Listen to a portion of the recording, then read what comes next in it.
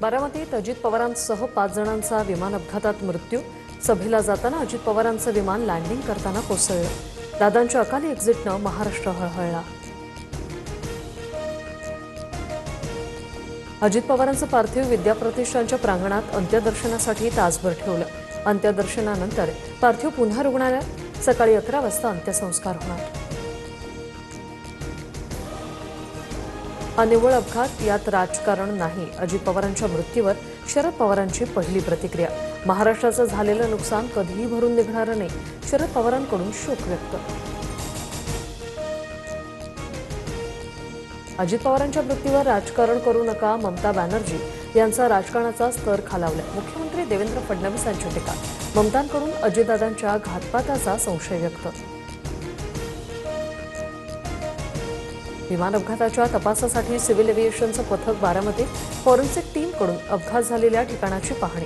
विमानाचा black box ताब्यात घेतला। अजित पवारांच्या विमान अपघाताची दृश्य सीसीटीव्ही कॅमेऱ्यात कैद। अपघातावेळी अजित पवार, सुरक्षा रक्षक विदीप जाधव, क्रू मेंबर पिंकी माळीसह कॅप्टन सुमित कपूर आणि शांभवी पाठक विमानात होते। काळाचं बोलावणं आलं तर जावंच लागतं। अजित पवारांचं 4 दिवसांआधीचं सभेत वक्तव्य। हयातीत असताना विकास करणं महत्त्वाचं, दादांचं हे विधान चर्चेत। बारामतीमधील रुग्णालयात जात मुख्यमंत्री फडणवीस आणि उपमुख्यमंत्री शिंदेंकडून अंत्यदर्शन। फडणवीस शिंदेंकडून अजितदादांच्या पत्नी सुनेत्रा पवारांचं सांत्वन। दमदार आणि दिलदार मित्र सोडून गेला। अजित पवारांच्या निधनानंतर मुख्यमंत्री फडणवीसांच्या भावना। राज्यात 3 दिवसांचा दुखवटाही जाहीर।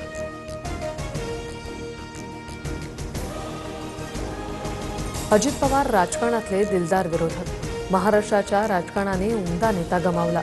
अजित पवारांच्या मृत्यूनंतर राज ठाकरे यांची भावनिक पोस्ट। उद्धव ठाकरेंकडून बारामतीत पवार कुटुंबियांची भेट। अजित पवारांच्या मृत्यूनंतर ठाकरेंकडून पवार कुटुंबियांचं सांत्वन। विमान दुर्घटनेनं अजित पवारांना आमच्यापासून हिरावून घेतलं। पंतप्रधान मोदींकडून अजितदादांना श्रद्धांजली। शरद पवारांना फोन करत सांत्वनही केलं।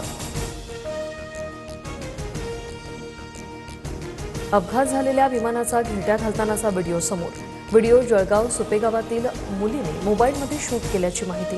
काही वेळातच विमानाचा अपघात झाल्याचं वृत्त। अजित पवारांचं विमान खाली कोसळल्यानंतर 4 ते 5 वेळा मोठे स्फोट झाले। खरखर आवाज झाला आणि विमान अचानक खाली कोसळलं। स्थानिक नागरिकांची माहिती।